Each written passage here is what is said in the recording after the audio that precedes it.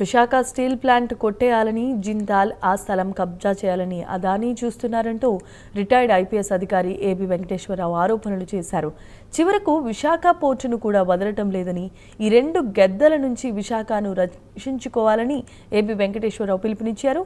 10,000 కోట్లతో ఉత్తరాంధ్ర ప్రాజెక్టులన్నీ పూర్తి చేయొచ్చన్నారు.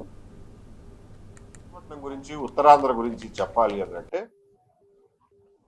విశాఖపట్నాన్ని ఒక అదానీ పట్టణంగా, ఒక జిందాల్ పట్టణంగా తయారు చేసే ప్రయత్నాలు జరుగుతున్నాయి.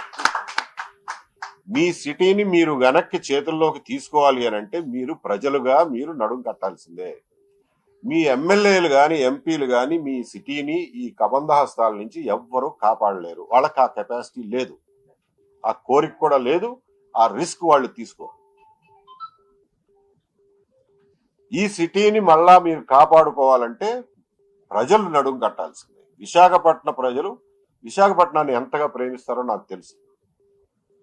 ఇక్కడికి వచ్చి వివిధ ప్రాంతాల నుంచి వచ్చి సెటిల్ అయిన వాళ్ళు రిటైర్ అయిపోయినా సరే వాళ్ళ ప్రాంతాల్లో భూములు, ఇళ్ళు ఉన్నప్పటికీ కూడా విశాఖపట్నం సిటీని వదిలిపెట్టడానికి ఇష్టపడరు. అది నాకు ప్రాక్టికల్ గా తెలుసు. ఈ సిటీని అంతగా ప్రేమించే మీరు మీ కళ్ళెదురుగా దాన్ని ఎత్తుకుపోతా అంటే, గద్దలు కాకులు ఎత్తుకుపోతా అంటే చూస్తూ ఊరుకోబాకండి. దయచేసి ప్రశ్నించండి. అందరూ కొంచెం ఆర్గనైజ్ అవ్వండి.